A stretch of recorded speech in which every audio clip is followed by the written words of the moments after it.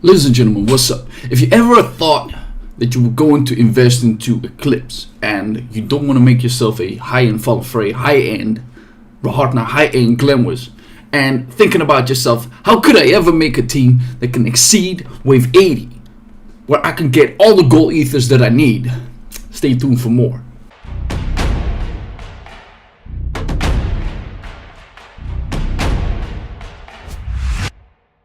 So this team is consistent of Lucikiel, May, Annette, and Lavril. And there are some particular parts of this setup that will allow you to get to Wave 80, because if we go over my gear, you will notice that it's not even maximized yet and the potential is already 79. So starting off obviously with my Lucikiel, I got myself 1.2 millions attack, and as you guys can see, there's also a lot of critical damage here. Something that I want to reforge, because that way his shield becomes bigger, damage becomes bigger, and he has one character that will improve his critical damage rate anyway, and that will be Lavril. For the TM skills, I go 3 times 12 3 times, and I go ignore defense once. Now the artifact that I take is a new Ornament of the Deep, and there's a reason why I take this one, because with this perk, at the beginning of a fight, you create a shield.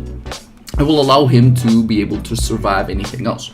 And you could be saying, but Twelve, why don't you reduce the cooldown of S3 so you can pop more? Good question, and you could. Same goes for the S1, where you can get yourself 25% more magical damage. But I found overall that if you take those, you will not be able to take a nil Ornament of the Deep. However, if you have yourself a great Lulu's necklace, this thing is exactly the same. You will not have any mana problems, but I feel he doesn't have any mana problems at all. But this will be a very good substitute. However, if you want to run multiple teams, having your Lulu's necklace on another character such as Rebel Claws, who is very mana dependent, no Ornament of the Deep still stands out more. However, what you can think about is take this crit chance out, because you have a lot of characters that can give yourself some crit, and I would then take the 25% extra damage. And this for a reason, because you don't want to use your soul weapons early on, so having skills that amplify its own damage is really one thing that you could be looking at. Then we come up with the second part of the gimmick, and that would be Lavril. And ladies and gentlemen, as you guys can see, my critical damage on this thing makes absolutely no sense. It's still not maximized. We still don't have an A2 Lavril.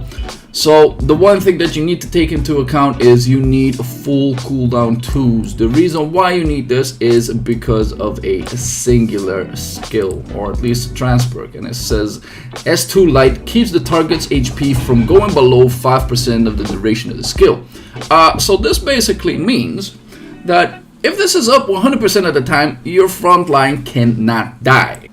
And the real question to me was, what if I don't take the pocket watch? Is it necessary? So we take DS2, we look at the timer, and let's see if this is already a 100% uptime.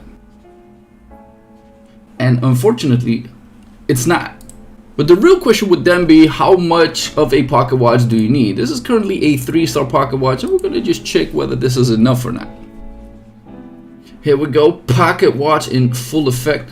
And we gotta once again look at whether this is 100% uptime, and 3-star is almost 100% uptime. So this is very unfortunate, ladies and gentlemen. So we need to fix this another way around as well. So coming at it once again, this time we are taking a 5-star, and we are going to just see how much of a beneficial fact that this is going to be. Now the workaround is very simple. You get yourself TM skills that are 3% cooldown every single 10 seconds if you have a full mana. Now the one character that gets this like almost 100% of the time is going to be May. And guess what? You can build this quite easily for an extra 10% cooldown reduction, in which you don't need another pocket watch to even be there. Truthfully, it might even open up ways for you to run a Lavril without a pocket watch at all. Next up on the list is going to be May, and the way that I build her is some attack in a way where she isn't going to take the buffs from my Lucikiel. Got 2.5% damage times 4 as TM skills, which increases his damage by a significant amount. And since I want to kill the boss as fast as possible and I don't have a party shield, I am going to run a Feather of Sacrifice that will increase the damage of the bosses quite significantly. As to the TM skills itself, now if you want to run the 3 cooldown reduction on full mana, I would rather have you take the S5 light out and take the blessing of mana in. This way it's more likely for you to have full mana instead of, well, not having it, not getting the cooldown reset that is required onto your Lavril and get cooked at the same time. And Annette is the last character on the list. She recently got buffed, and as you guys can see, I'm not even running an Abyssal Breath on 5-star, which means that my damage will significantly increase if I do. As well as her attack being practically abysmal, which means that her T5 Dark, which usually gives you attack, is going down the drain as well. Meaning that my team could do so much better than this. As for the skills that I'm using, 2.5% damage on everything once again. But like I said, if you are lacking yourself enough cooldown reduction, a cooldown 3% down on full mana will get you whatever you need. Pull full attack on her, that would be good, but the other thing that you have to take into account, and this is what you will see at the start of a run, is you will need an instantaneous heal for your Lucikiel not to die, or he needs to get enough mana to use his first skill to get then to the part where you need to be. So instead of going full attack, I went 2x mana recovery per attack so I could use an S2 to then heal up. So there's still room for improvement. If I can get my Mei to instantaneously heal, that would most likely be better. So even if you run this full attack, you could just simply say to Mei, well, this 10% or 15% attack, we take this one out. Take the Blessing of Mana instead. This will allow you to instantaneously heal. That would probably, now that I think about it myself, would optimize the run even further. Now, if this is going to be your main team, obviously you might think I don't have the artifacts that will be very good for a run like this. Some artifacts that you could think about is the Heart of the Abyss. You could think about Abyssal Crown, but let's face it, a 0-star on this thing is almost better than having this thing on like a 3 or a 4-star. So without further ado, let's get to a run. So we start off and we see that Lucikiel is absolutely getting blasted because one, his shield is not big enough and he has no defense. So that means you could do one of two things. Get his attack up so his shield becomes better, or get an instantaneous heal that will allow him to start out faster and be able to not die. This needs a bit of min-maxing to make sure that everything is set up correctly, but I am damn sure that everybody can have this one work. Now, another thing that I really like to do over here is actually extend the time. I could be using my soul weapons straight away and get these killed. Guess what? You're gonna need your soul weapons because the run entirely depends on how many soul weapons you can save for the later stages. So it's better to start using your soul weapons at 65 than 60, because if you run out, your damage will drop significantly. For that matter, it is better to have Mei started up on the S1s to give an entire non-hero damage to then increase. So do you want to pop all of your skills on your Lucikiel right away? No, actually not. This way you can simply stall for the amount of damage, have more S1s in, have more S3s on Mei in as well, so you can get that S3 stacked up so you can get more magical damage increase overall. So that being said, I'm literally not popping any skills except for the soul weapon on Mei, the S2 on Lavril, and the soul weapon on Mei as well. So that is the nastiest part about the start. The reason why I devised this team was very simple, is to get yourself to wave 70 or 80 even on a Glenwish, on a Rahartna that you have to invest into. It takes a long time, and honestly, I'm not quite sure how much of an investment this team would need, because let's face it, getting yourself a pocket watch is very hard for newer players to do so. However, if you can, or if you have the cooldown 3% on all of the skills of the rest of the entire roster, I think overall getting to 60 plus should be very easy, and everybody has themselves a Lucikiel. If you play Trial of Flow, you will have a Lucikiel, A220 most of the time, and you don't then have to invest into either a Celine or a Talisha. Another thing that you could do is get Greenery onto the previous team with the Glenwish and such, and reach yourself wave 80 at some point, but I'm still not a fan of this. I found that this team is one of the most consistent ones out there so far.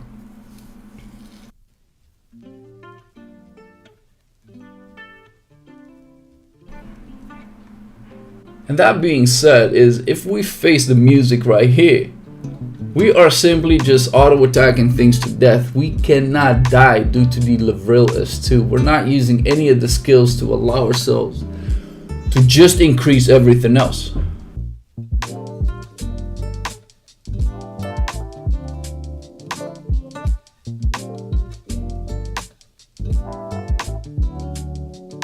And when it comes to bosses, obviously, if you cannot make it, you can pop a simple S3 if you wanted to.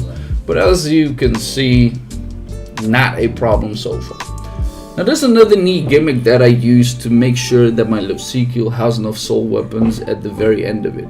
Because like I said, if you run out of soul weapons, you run out of damage, especially in the higher stages, and you're going to need those. So what I do instead, I rotate soul weapons. If I use my Lavril, I don't use my Annette. If I use my Annette, I don't use my Lavril. And they are, in terms of timing, quite similar. The cooldowns quite similar. So if one is up, the other one is down. And then when the other one pops up, the other one is down. It's absolutely great to have this feature to then improve your overall score. Because I found myself within this team that if I hit wave 60, that is the point where I start needing soul weapons if I don't. Because that's where I found where I mostly need the soul weapon of Lucikiel if I don't use the soul weapon of either May or Lavril. But then again, if I do, then I can get up to wave 65 at least, or 70, without using a single Lucikiel soul weapon. And I'm gonna give it to you. If I would maximize this team, I am about 99% sure I can hit over 80 plus, if not 85. Because Lucikiel is such a monster. If I would optimize this team, get all the critical damage out of Lucikiel, get him to full attack so his shield will never get him killed at the start of a fight, then I can get Lavril on about 400% critical damage, which instantly turns a lot of critical damage back to him. Get her to a 5-star unique treasure on UT2. Get her A2. Get a full attack Annette. Oh my dear lord, this team would skyrocket, ladies and gentlemen. I cannot tell you any different. This team would absolutely be humongous. And then when we start up getting over wave 40, we start hitting some of these things. This Malduk, this Lich, he's dead, and we don't have to do anything anyway.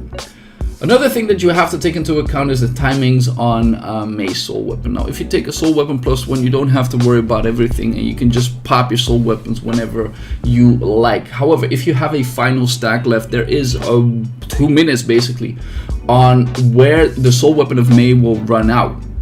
And guess what? You will have to wait this one out, because if you don't, you will then at wave 60 or wave 65 find yourself at a point where you don't have her soul weapon up anymore, which drastically just decreases your damage.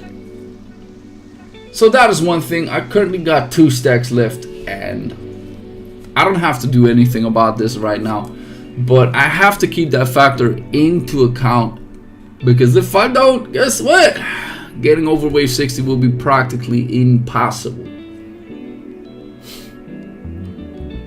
As for some of these bosses, I always like keep my finger on the trigger whenever I see a skill that is not targeted toward just Lucikiel. Then I have the option to intervene, kill the boss in one go, and go about my business.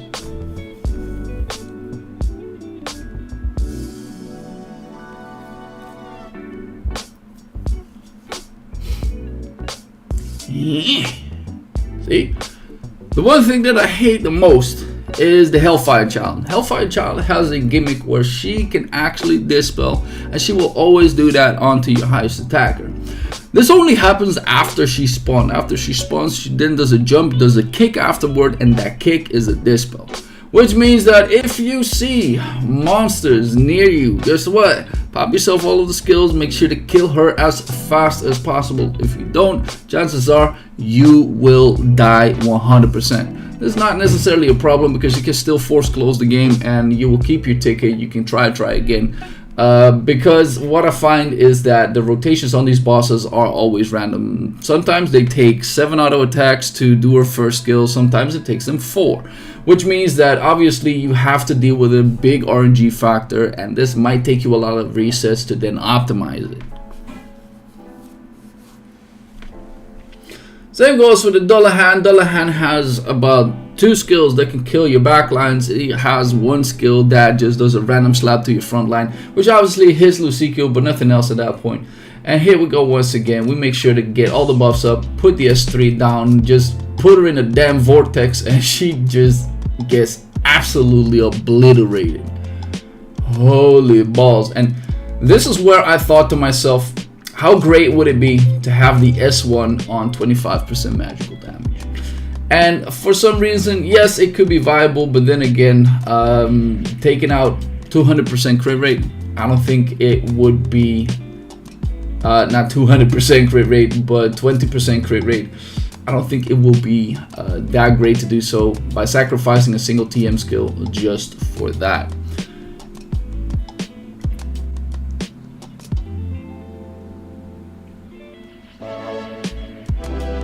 Another Moldog. Moldog has 2 skills that can hit you.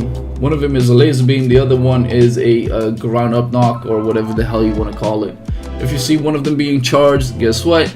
Put yourself your S3 down, kill him as fast as possible. The same thing goes with the Dullahan. If he by any chance tries to murder you, you can do something about it. Here I take a big risk. Takes up that S1 hit. Hits a single target. It could as well been one of the other skills and killed everybody else in the process. However, I decided to say I'll wait, because I was going to use the S3 for the Hellfire Child instead. Way better tactic in my opinion. And this dude can be nasty as well. If you cannot stun the dude, it might be viable to then pop your soul weapon for the very first time, and here you will see a massive, and I mean a massive damage increase. Funny enough, I wasn't using any other soul weapons of Lavril and May. What if I would have done this, ladies and gentlemen? We wouldn't have had to use a soul weapon just yet. That would be 1 soul weapon not wasted at all, which is really great.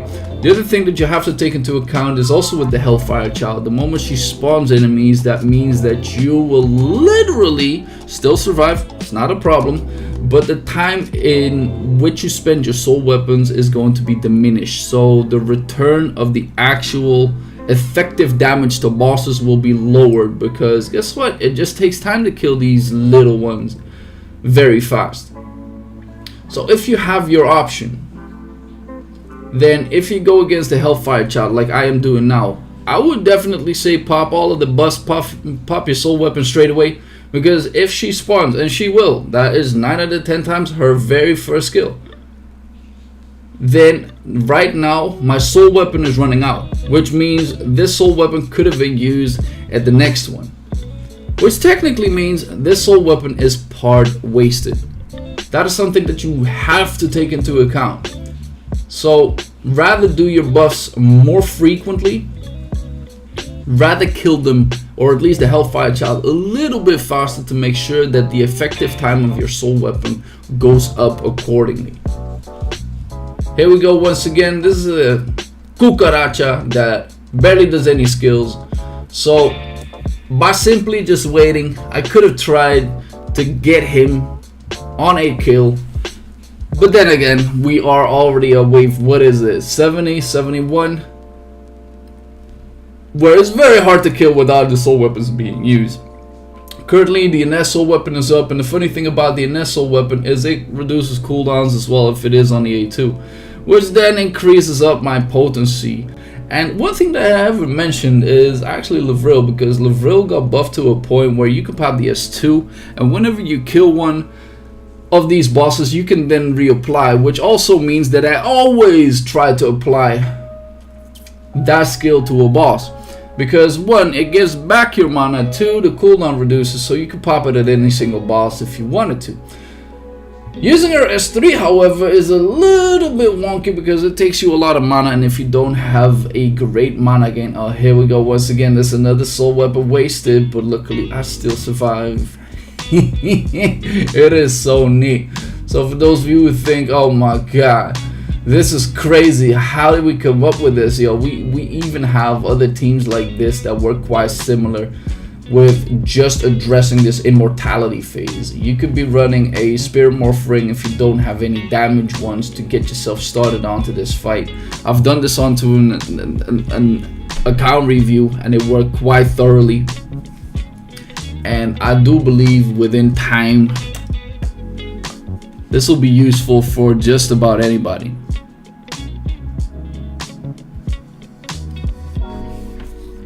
So what I'm trying to do right now is just rotate the soul weapons, try and check whether I can even stun the bosses for whenever it's necessary. The S3 on May gives an extra amount of damage increase, which is really good.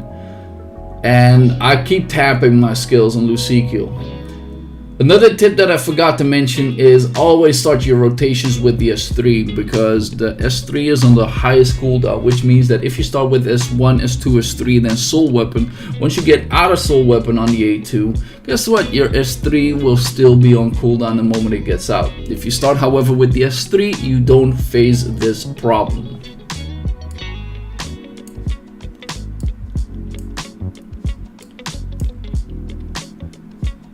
And then we come up with the Hellfire Child. I thought to myself, this is damn near impossible. How could we possibly do this? Well, I guess this is part luck because she didn't spawn that fast. If she did, however, it could have been a little crazier. But like you guys are seeing, I don't have any Lucikiel soul weapons left, which means that my damage is going to be absolutely abysmal. And in the long run, will kill us. But if I could stun at this point, if he didn't jump right here, if he just used the Super Sergeant just against the Lucikiel, could we have killed it then? Absolutely yes. Could we have then killed 80? Maybe. It always depends on the rotations that you face. So, long video. Hope you guys enjoyed this one. Hope it is helpful for the people. I hope this is, I hope you guys are able to reproduce this one due to part of the investments. Let me know down into the comments. Have you guys made this and have you improved your Eclipse accordingly? That being said, let's wrap it up. Thank you guys for watching. If you haven't already, make sure to like and sub, and I'll see you guys into the next one.